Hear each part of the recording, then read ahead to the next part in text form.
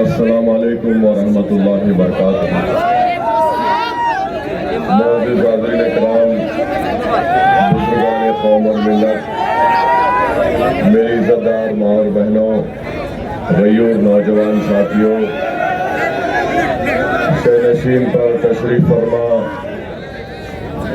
मोहतरम जनाब इम्तियाज़ जलील साहब, रुकने पार्लिमान औरंगाबाद वो सदर महाराष्ट्र मजलिस इत्तेहादुल मुस्लिमीन, मोहतरम जनाब डॉक्टर गफ्फार कादरी साहब, वर्किंग प्रेसिडेंट मजलिस इत्तेहादुल मुस्लिमीन महाराष्ट्र, बिहार से तशरीफ लाए बिहार प्रदेश के मजलिस इत्तेहादुल मुस्लिमीन के सदर रुकने असम्बली मोहतरम जनाब अख्तरुल ईमान साहब, इंजीनियर आफ्ताब साहब जो बिहार के मजलिस इत्तेहादुल मुस्लिमीन के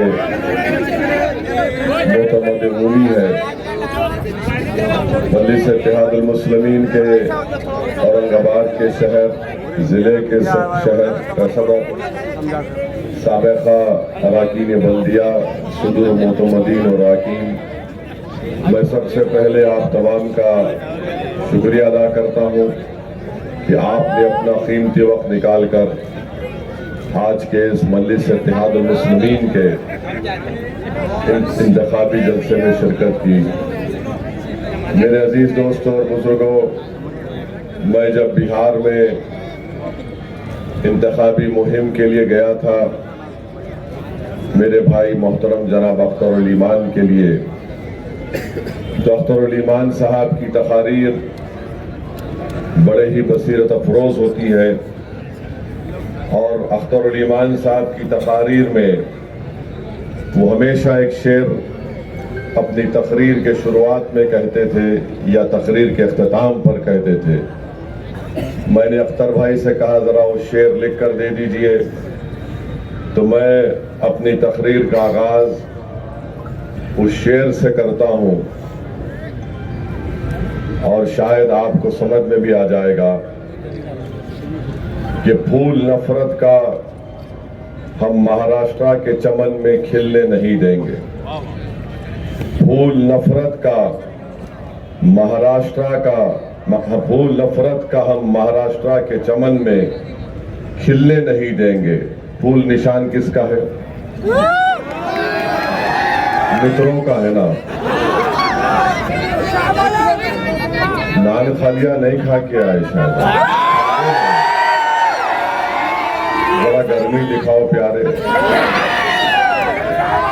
फिर से बोलो, फूल नफरत का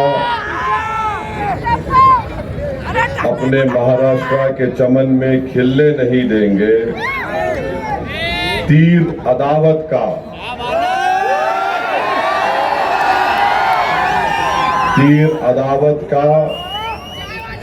और मशाल की आग का अपनी बस्तियों में चलने नहीं देंगे। औरंगाबाद के नौजवानों ने खाई है ये कसम, औरंगाबाद की माँ और बहनों ने खाई है ये कसम, दलालों को नेता कभी हम बनने नहीं देंगे। फिर से बोलूं, समझ गए? फूल का जिक्र हो गया, तीर का जिक्र हो गया,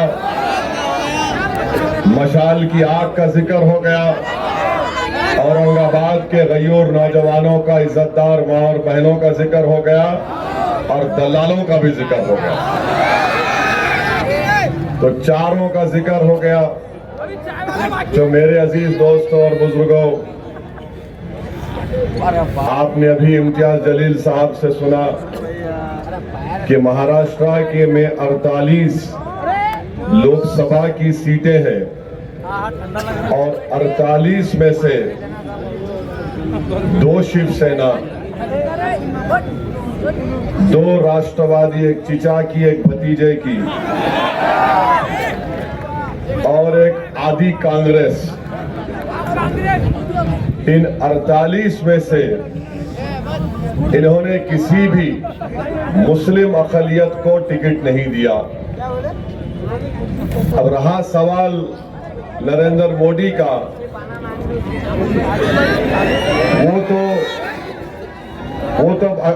वो तो एक अजीब जबान में बात कर रहे हैं। तो 48 में से 2 राष्ट्रवादी चिचा भतीजे की, 2 शिवसेना, एक तीर अदावत का, एक मशाल जिसमें आग है, और आदि कांग्रेस, एक को भी नहीं दिए। और ये मैं नहीं कह रहा हूं, बल्कि उन्हीं के इंडिया अलायंस के लोग कह रहे हैं कि महाराष्ट्र में 1 करोड़ मुसलमान है और एक को भी टिकट नहीं दिए। ये बात आपको सोचना है, औरंगाबाद की आवाम को, कि जो पार्टी 48 में से 1 को टिकट नहीं दे सकती, वो किस बुनियाद पर औरंगाबाद को आकर कह रही है कि इम्तियाज जलील को हराओ। किस बुनियाद पर वो आकर कह रहे हैं कि इम्तियाज जलील दोबारा यहां से कामयाब ना हो। मैं आपके दरमियान में खड़े होकर कह रहा हूं कि 30 साल के एक लंबे अरसे के बाद आपका इत्तेहाद, आपका सियासी शऊर, आपकी मेहनत और आपकी इज्जत नफ्स ने, जो आपने मुत्तहदा अपने के कोर्ट का इस्तेमाल मजलिस इत्तेहादुल मुस्लिमीन के लिए इस्तेमाल किया, 30 साल के बाद इम्तियाज जलील कामयाब हुआ, तो ये तमाम एक हो गए। 2 शिवसेना, 2 राष्ट्रवादी, बीजेपी और आदि कांग्रेस के 48 में क्या रिजल्ट आता 47 में परवाह नहीं, मगर यहां से इम्तियाज जलील नहीं जीतना। तो मालूम हुआ कि सबका एक ही मकसद है कि महाराष्ट्र के सब चुनाव एक तरफ, मगर औरंगाबाद से इम्तियाज जलील कामयाब ना हो।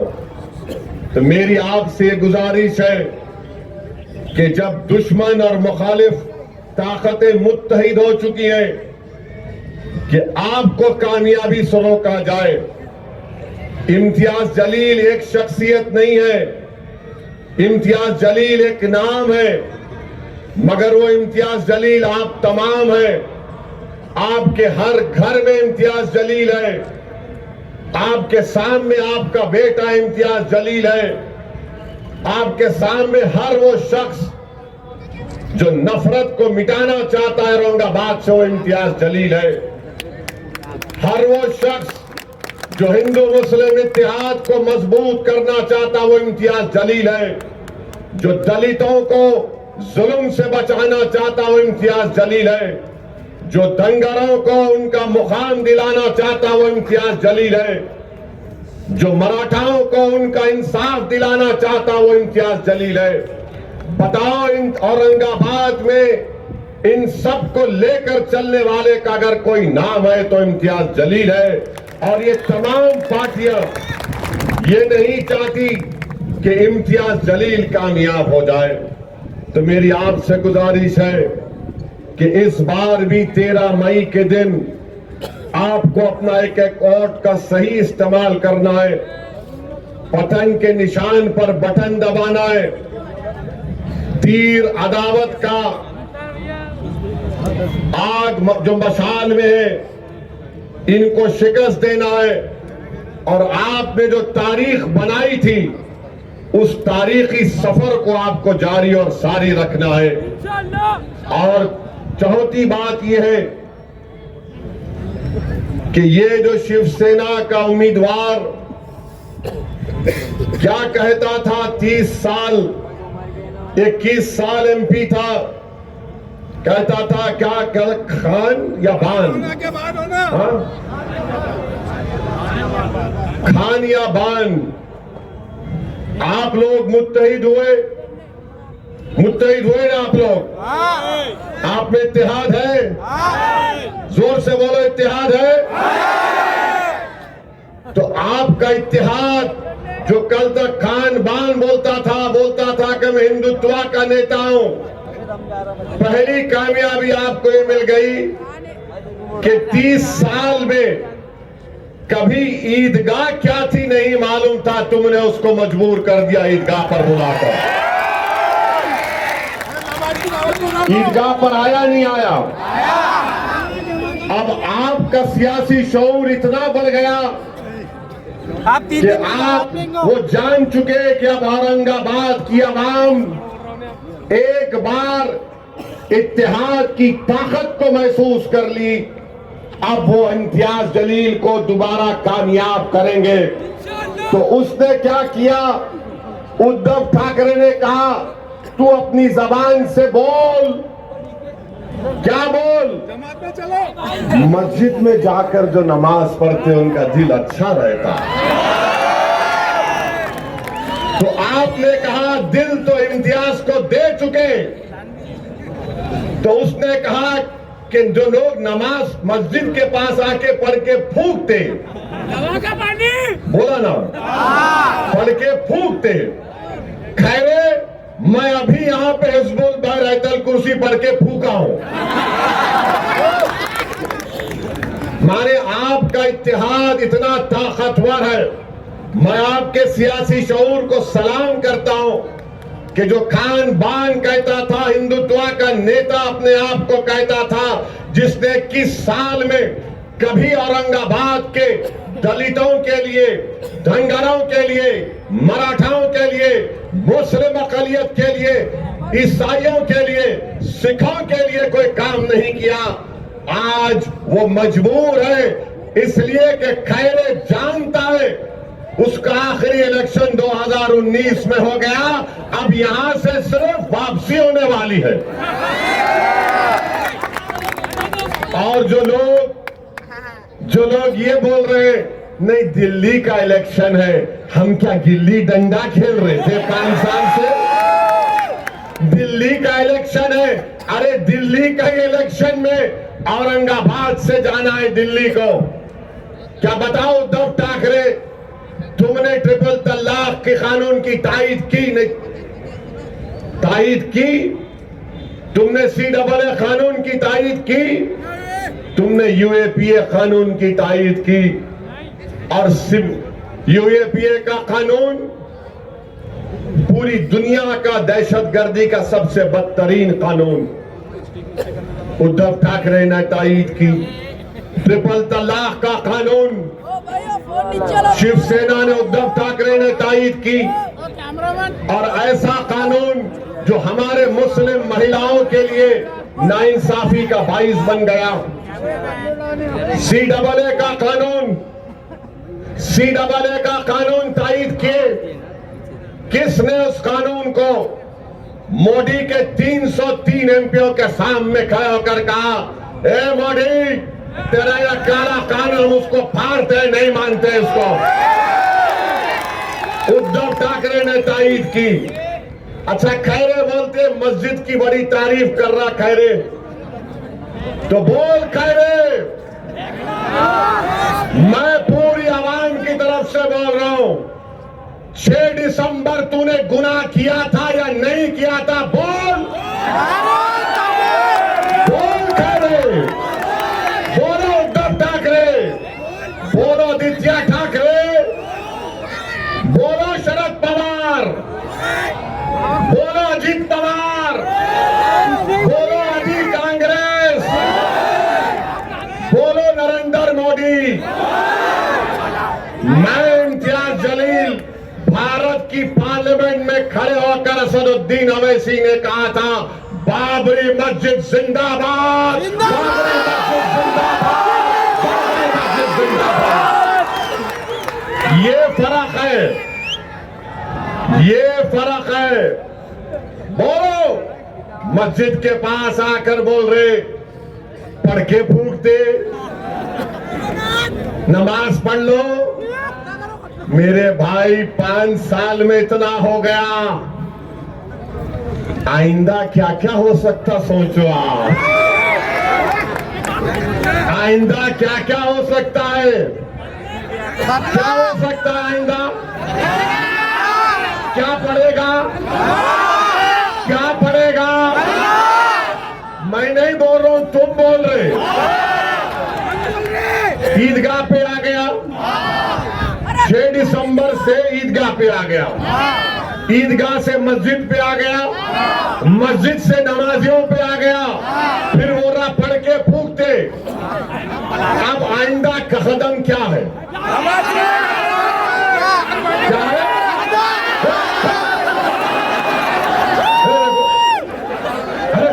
वो नहीं बोलना, वो वो नहीं बोलना,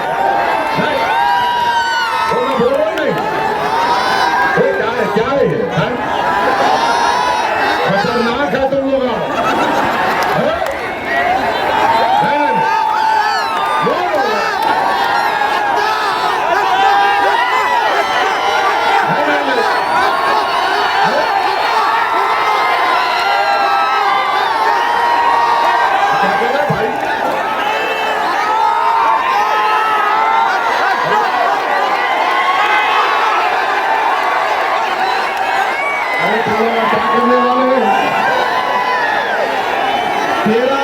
के दिन अब सुनो 13 तारीख के दिन जो कटिंग करेगा उसको क्या करेंगे? जो कटिंग करना चाह रहे उनको आप माने वोट, कटिंग से मतलब वो दादा उसमें नहीं जाना, मैं ऐसा आदमी नहीं हूं। अभी तक नान खजिया नहीं खिलाया मेरे को, खिलाने के बाद क्या हो सकता मेरे पे नहीं मालूम सर। तो सुनिए, अभी टाइम जा रहा। अरे ठहरो, आखिर में करेंगे पूरा ऑपरेशन। कल भी तो जल्द से अभी से पूरी बैटिंग कर लिए तो कैसा। तो आपको मैं बता रहा हूं कि 48 लोकसभा की सीट में से जो नए सेकुलर बने हैं उद्धव ठाकरे, अब वो टिकट नहीं देते। मोदी तो खैर उन्होंने डिसाइड कर लिए, हमको घुसपैठी बोल दिए, और मोदी ने कह दिया कि मुस्लिम खवातीन ज्यादा बच्चे पैदा करते। मोदी ने कह दिया कि हिंदू बहनों के गले से मंगलसूत्र छीनकर मुसलमानों को दिया जाएगा। मेरे भाई एक बात समझो, जिस दिन उद्धव ठाकरे को मुख्यमंत्री बनने की कुर्सी मिल जाएगी, जिस दिन उद्धव ठाकरे को अपने बेटे की पॉलिटिकल फ्यूचर की तमानियत मिल जाएगी, उस दिन उद्धव ठाकरे सबको भूल जाएंगे। उस दिन सबको भूल जाएंगे। क्या क्या आपने नहीं लिखा अपने अखबार में कि मुस्लिम माइनॉरिटी को उनके वोट का हक छीन लेना चाहिए। आज आप आकर यहां पर ऐसे लोग भी हैं जो कह रहे नहीं, ऊपर देखो नीचे मत देखो, दिल्ली का इलेक्शन है। अरे बाबू, ऊपर देखे तो पतंग, नीचे देखे भी तो पतंग है इंशाअल्लाह ताला। 48 लोकसभा की सीट में आपने क्यों नहीं दिया? देना था मुंबई से, देना था नागपुर के पास से, क्यों नहीं दिया आपने? आपने इसलिए नहीं दिया क्योंकि जानते हैं कि मुस्लिम अक़लियत के पास कोई विकल्प नहीं है, वो हालत मजबूरी में वोट देंगे। मगर ये भूल गए कि ये 2024 है। अब महाराष्ट्र के दलितों के पास, महाराष्ट्र के दंगारों के पास, महाराष्ट्र के वंचित समाज के पास एक विकल्प है और वो MIM पार्टी है। अब आप ये नहीं समझ सकते कि हम जिसको चाहे खड़ा करेंगे, ये समाज इनको वोट दे देगा। इससे आपको एक पैगाम मिलता है कि औरंगाबाद की सीट जो आपकी है, जो औरंगाबाद की आवाम की है, चाहे किसी समाज का हो, वो आपकी इज्जत को छीनना चाहते हैं। इम्तियाज जलील को हराने का मतलब यह है कि आपकी इज्जत को छीनना चाहते हैं, आपके इज्जत नफ्स को छीनना चाहते हैं, आपके इत्तेहाद को पारा पारा करना चाहते हैं।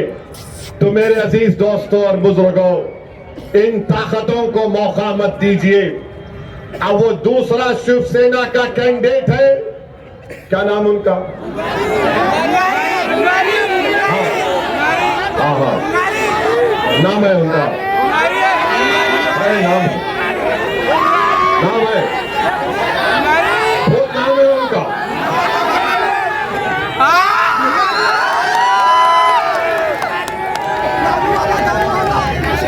झूम रे झूम बराबर झूम। उन्होंने खुद जोक बनाते हैं उसके ऊपर। और मेरी नजर में मैं शराब को कुत्ते का पेशाब बोलता हूं। मेरा डेमोक्रेटिक राइट है मेरा। अब उन्होंने एक है, उन्होंने जोक बनाते उसके ऊपर। मेरे भाई एक तरफ घूम रहे और झूम रहे, दूसरी तरफ खैरे, और एक बीच में एक शरीफुल नफ्स, एक मासूम चेहरा रखने वाला आपका खादिम इम्तियाज जलील।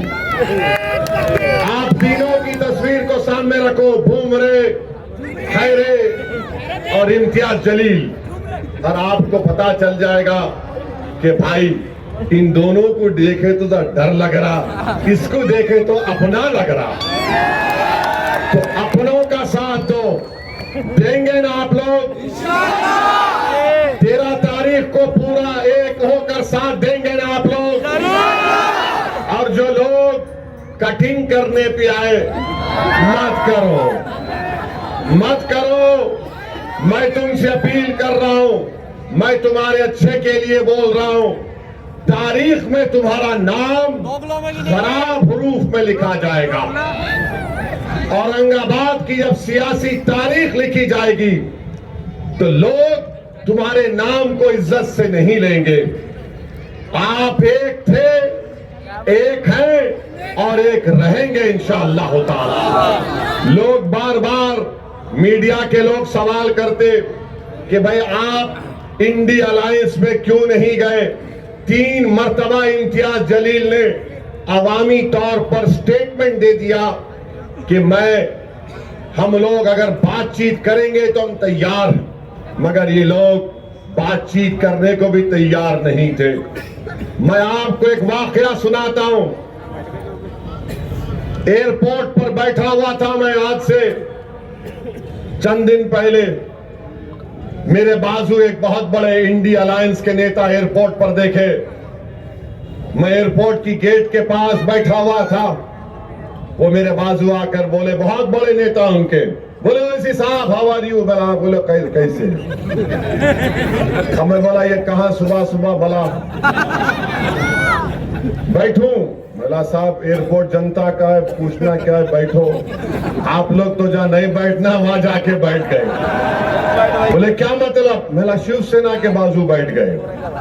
फिर बैठे, बैठ के मेरी बहुत तारीफ किए, आप क्या भाषण देते। मैं दिल में सोच रहा था कि मैं क्या खवाल हूं।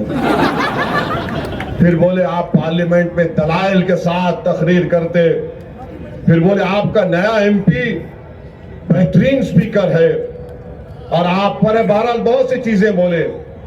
मैं बोला भाई साहब 5 मिनट में आप मेरी पार्टी के एमपी की मेरी तारीफ करें आप, और आपका ताल्लुक महाराष्ट्र से है, ये तारीफ आप जो कर रहे हैं मेरे को लगता है कि मुनाफिकत है, ये हिपोक्रेसी है। बोले क्यों बोल रहे हैं साहब? मैंने आप हमारा इम्तियाज आपको पूछा लो अलायंस में, तो आप लोग बोले नहीं बोले नहीं ओवैसी साहब ऐसा है, अगर आपको हम ले लेंगे तो हमको जो है दूसरों का वोट नहीं मिलता, हमको दूसरों का वोट नहीं मिलता।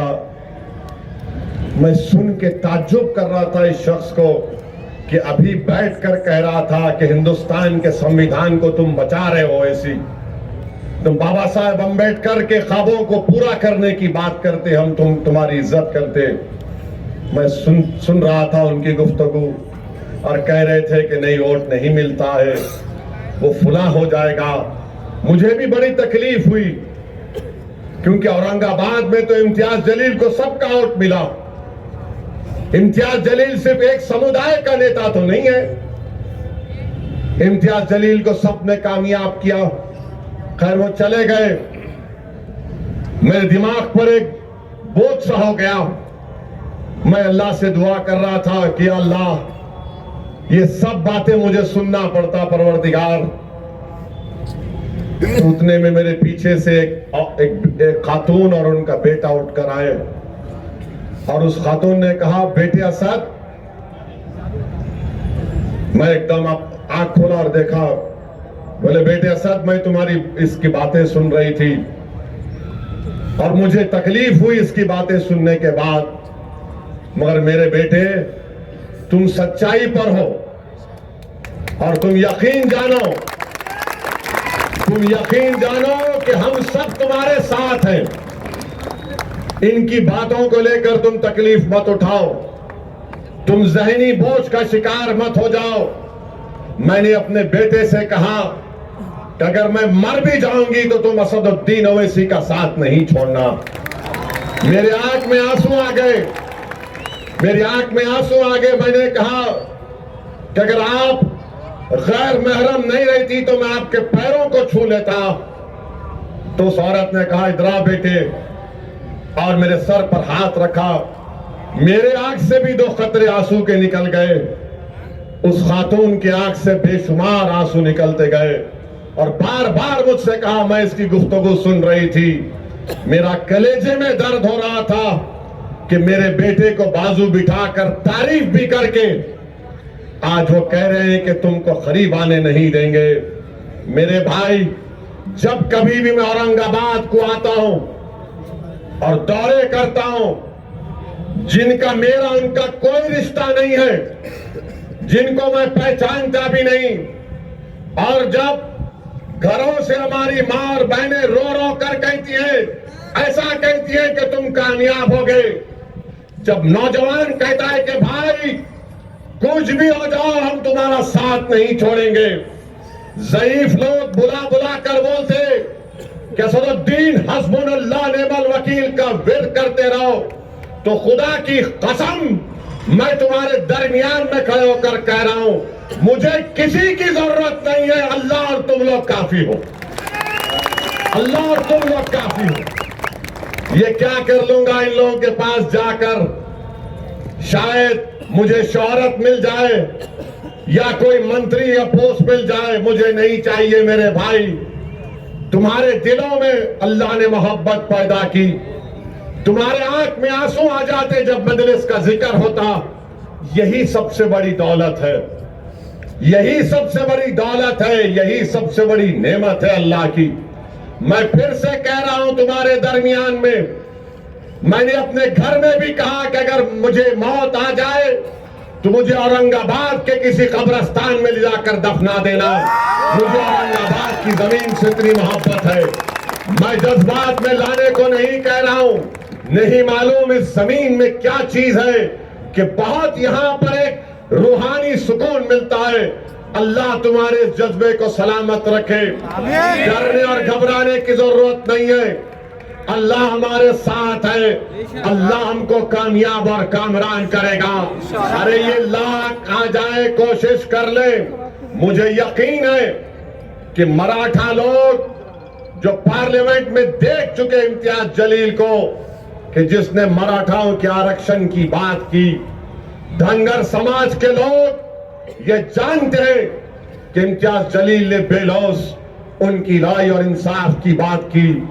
दलित समाज के लोग जानते हैं कि पीठ खंजर में इंडिया अलायंस ने घोपा, बुलाकर डाइस पर जलसा कराकर उनका हाथ छोड़ दिया, मगर हम में इत्तेहाद नहीं हुआ, मगर हमने दलित पॉलिटिकल एम्पावरमेंट के लिए, बाबा साहेब अंबेडकर के ख्वाबों को पूरा करने के लिए, और बाबा साहेब अंबेडकर का जो एहसान हम पर है, हमने वहां से अकोला में ताईद का ऐलान किया, हमने आनंदराव अंबेडकर साहब की सीट पर ताईद का ऐलान किया। कोई कुछ भी कह ले, मगर हम हमेशा से ये बात कहते आ रहे हैं कि वंचित समाज को एक होना पड़ेगा, और वंचित समाज जब एक होगी तभी हकीकी मानों में इंसाफ मिलेगा। मोदी का भाषण तो तुमने सुना होगा, कामयाब हो लगा सकते, लगाओ जरा लगाओ, जल्दी चाउश, जल्दी लगाओ। सुनो मोदी ने क्या कहा, सुनो आप, सुनो मोदी ने क्या कहा, सुनो आप, क्योंकि जब मैं बोलना शुरू करा तो हमारे दुश्मना शुरू हो गए, इन्हों जज्बाती बात कर रहे, बहरे हैं पूरे, सुने नहीं आता सच्चाई इनको। लगा लगा, उनकी सरकार से उन्होंने कहा था, सुनो देश की संपत्ति पर पहला अधिकार मुसलमानों का है। इसका मतलब ये संपत्ति इकट्ठी करके किसको बांटेंगे? जिनके ज्यादा बच्चे हैं उनको बांटेंगे, घुसपैठियों को बांटेंगे। क्या आपकी मेहनत की कमाई का पैसा घुसपैठियों को दिया जाएगा? ये कांग्रेस का मैनिफेस्टो कह रहा है कि वो माताओं बहनों का सोने का हिसाब करेंगे, उसकी जड़ती करेंगे, जानकारी लेंगे और फिर उस संपत्ति को बांट देंगे और उनको बांटेंगे जिनको मनमोहन सिंह जी की सरकार ने कहा था कि संपत्ति पर पहला अधिकार मुसलमानों का है। भाइयों बहनों, ये अरबन नक्सल की सोच, मेरी माताओं बहनों, ये आपका मंगल सूत्र भी बचने नहीं देंगे, यहां तक जाएंगे मैं कहने आया। और पहले जब उनकी सरकार थी उन्होंने कहा था कि देश की अब आप अंदाजा लगाइए, मुल्क का वजीर आजम है, 133 करोड़ जनता का वजीर आजम है। सुन तो लो, वो मालूम, सुनो, तुम ना डबल मीनिंग निकालते हर बात का, बता दिए मेरे को शुरू में। ये क्या है ये?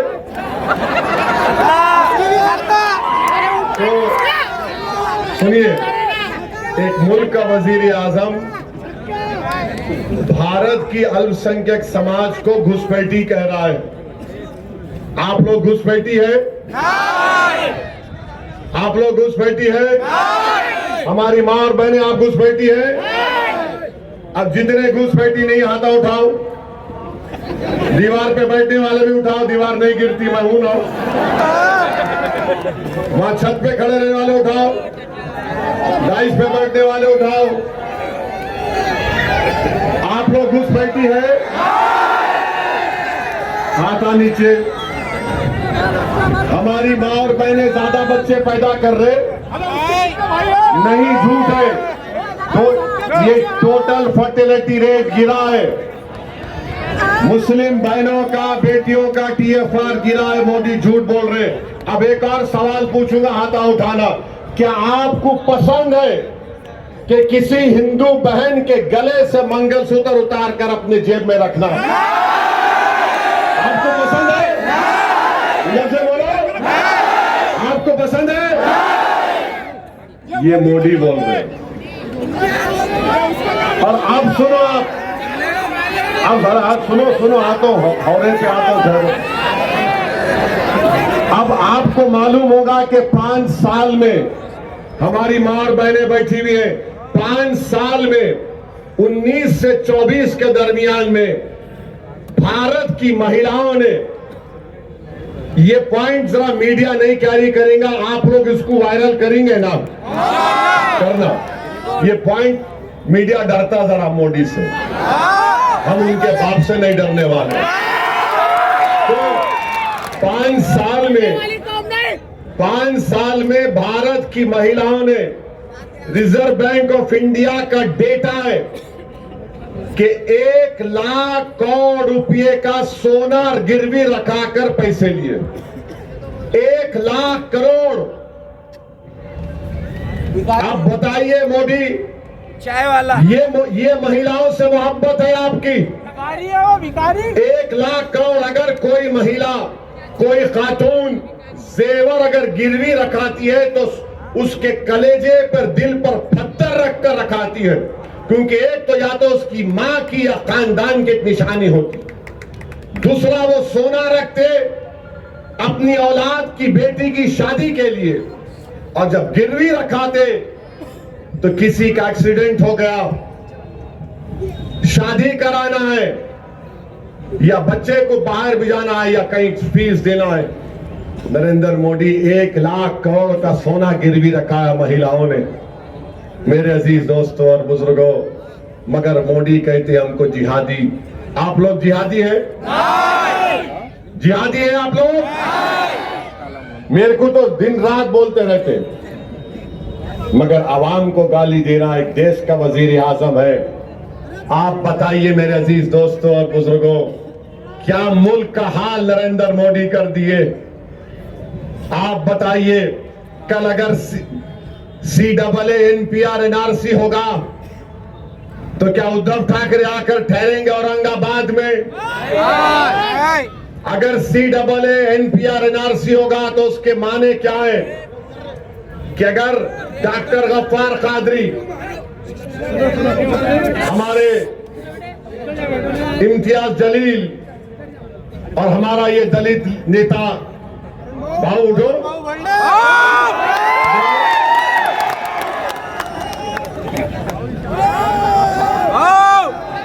बहुत अच्छा है, अगर इनका नाम, तीनों का, डॉक्टर साहब का नाम आ गया NRC के लिस्ट में, कोई भी जाकर बोलेगा इनके नाम का ऑब्जेक्शन है, इनको इनके दादा का बर्थ सर्टिफिकेट लाना पड़ेगा, डॉक्टर साहब को परभनी जाके लाना पड़ेगा, इम्तियाज साहब को कहां से लाएंगे? नहीं ला सकते। और अगर कल NPR NRC होगा औरंगाबाद की आवाम, तो क्या उद्धव ठाकरे आके खड़ेंगे? क्या ये दोनों चचा भतीजे आएंगे? कौन आएगा और कहेगा कि हम कानून को फाड़ते? किससे कागज पूछ रहा? पूछ। असदुद्दीन अवैसी, इम्तियाज जलील आएंगे। CAA NPR के खिलाफ हमने कानून को फाड़ दिया था। मेरे भाई सोचो, इस बात को आपको सोचना है। 13 तारीख को जब वोट डालने जाएंगे, मेरी इन तमाम बातों पर गौर करिए। और ये जो देशभक्ति की बात ये RSS के लोग करते हैं, ये देशभक्ति की बात ये दोनों शिवसेना वाले करते हैं। अरे बताओ, चीन 2000 स्क्वायर किलोमीटर पर कब्जा करके बैठा हुआ है, ना मोदी के मुंह से निकलता है चीन, ना RSS की जबान से निकलता है। कितने मर्तबा हमने पुकार कर कहा कि चीन कब्जा करके बैठ गया, मगर मोदी कुछ बोलते नहीं है। मगर मोदी बोलेंगे बच्चे पैदा कर रहे। अच्छा, बाय द वे, मोदी के खुद 6 भाई हैं, अमित शाह के 6 बहने हैं, गोलवालकर के इधर देखो, यहाँ है, कुछ भी नहीं है इधर। गोलवालकर के 11 पैदा किए उनके डैडी, मगर इल्जाम हम पे लगा रहे। तो मेरे भाई, एक शेर आपके सामने रखकर, बल्कि 2-3 शेर हैं। एक हैदराबाद के एक मजाहिया शायर थे, मोइन बंबू नाम था उनका। तो मोइन बंबू बोले, काम नहीं होने के क्यों करने को जा रहे चीचा, भीगी बारूद को तुम आग लगा रहे चीचा, मोटे शीशे की छड़ी, आंख पे ऐनक, फिर भी नजरे शीला की जवानी पे लगा रहे चीचा। ये मैं नहीं बोला, ये मोइन बंबू बोले। हाँ, एक बात अब ये सुनो, अब ये मजे का है बहुत, ये काफी हिट हो गया। ये एक हैदराबाद के दखन के एक मजाहिया शायर थे, उनका नाम क्या था? नाम है हरी सिंह।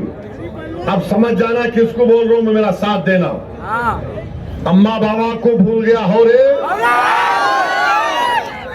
सारी जनता को हौला बना रहा, हिंदू मुसलमान को लड़ा रहा, शादी करके जोरों को भगाता, एनआरसी बोल के हमको डराता, बार बार बाहर के दौरे करता, जनता के पैसे बर्बाद करता, कातिल और जानियों को छोड़ता, बेगुनाहों को कैद करता, मंगलसूत्रों की झूठी अफवाह उड़ाता, गरीब लोगों को मजाक उड़ाता, लोगों को तकलीफ देके खुश होता, चौकीदार बन के उछल रहा, अपनी औकात भूल गया।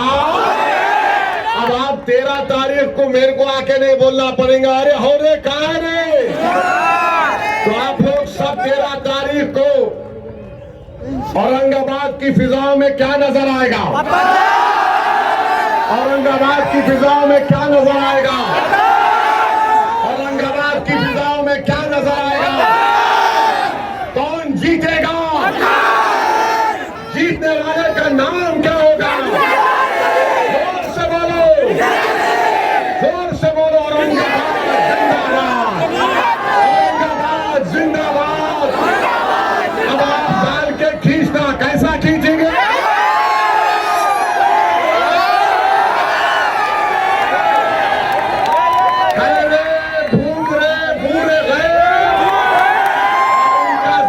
कामयाब करिए।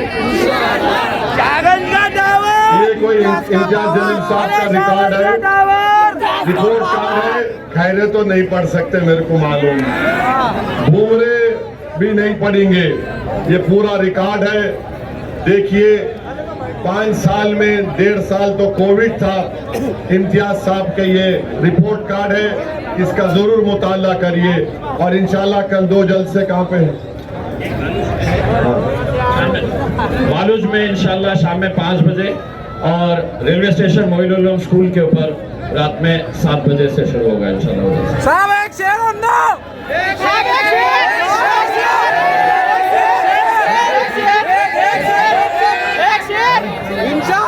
बटन नंबर 7 है और बटन नंबर 7 पे दबा के बटन दबाइए, पता नहीं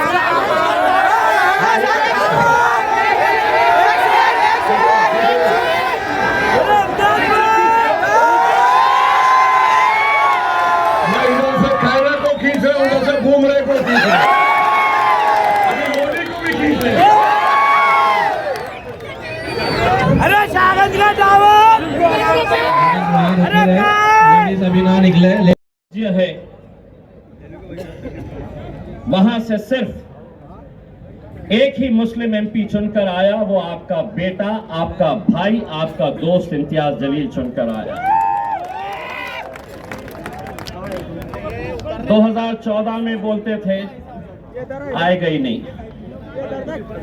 2019 के अंदर वही चंडाल चौकड़ी जो अब आपकी महफिलों में आते हैं और कहते हैं कि कैसे जीतेगा, ये वही लोग हैं जो 14 में भी थे, 19 में भी है, 24 में भी है और इंशाअल्लाह 29 में भी आप लोग वही हिसाब किताब करते रह जाएंगे। इम्तियाज जलील वहां जरूर जाएगा इंशाअल्लाह। आपको आज भी हिसाब किताब दिखाया जा रहा होगा कि पहले ये थी तो जीत गए थे, अब फिर चौराहों पर, चबूतरों पर, होटलों पर या किसी के बंगले के ऊपर शीर खुरमे के बहाने आपको बुलाया जाएगा और आपको हिसाब किताब दिखाया जाएगा कि कैसे जीतेगा। मैं उनको एक बात कहता हूं, तुम्हें जमीन के ऊपर मेरा हिसाब किताब कर दो, लेकिन मेरा हिसाब तो मेरा रब वहां पर बैठकर करता है अल्हम्दुलिल्लाह। वरना क्या वजह है कि आज जो भी साजिशें चल रही है ये वही लोग हैं जो कहते थे कि आएगा ही नहीं। उनके बोलने का अंदाज आता क्या, कैसे आता, हिसाब किताब गिनती सब बताते रहते थे, लेकिन अल्हम्दुलिल्लाह आए। और आज जब ये इलेक्शन हो रहे तो आप एक साजिश तो अच्छी तरह से समझ चुके होंगे कि मुसलमानों का एक गठ है और एक गुट है जो कहता है कि नरेंद्र मोदी को हमें हराना है तो यहां पर शिवसेना को जिताना है। इम्तियाज जलील को हराना है यहां पर, मोदी को वहां पर गिराना है। तो 48 सीटें हैं महाराष्ट्र के अंदर। मैं आपको यकीन के साथ कहता हूं, अगर उन 48 में से 47 भी अगर ये जीत गए, जब वक्त आएगा नरेंद्र मोदी की आंखों में डालने का तो भीगी बिल्ली बनकर ये बैठे रहेंगे और वहां पर असदुद्दीन अवैसी, अख्तरुल ईमान साहब और इम्तियाज जलील नरेंद्र मोदी की आंखों में आंखें डालकर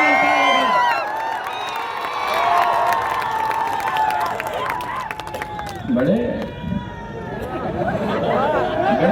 मोदी को जिताना है तो इम्तियाज जलील यहां नहीं चलता।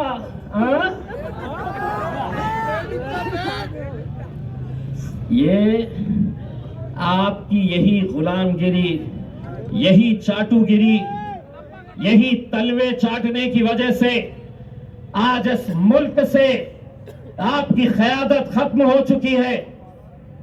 यही तलवे चाटने से कभी सोचा था किसी ने कि औरंगाबाद जैसे शहर से जहां शिवसेना कहती थी कि ये हमारा गढ़ है, किसी ने तस्वर नहीं किया था, लेकिन ये आप लोगों का इत्तेहाद था जिसने यहां से शिवसेना को उखाड़ कर फेंका और मजलिस को यहां पर आपने अपना झंडा लहराया।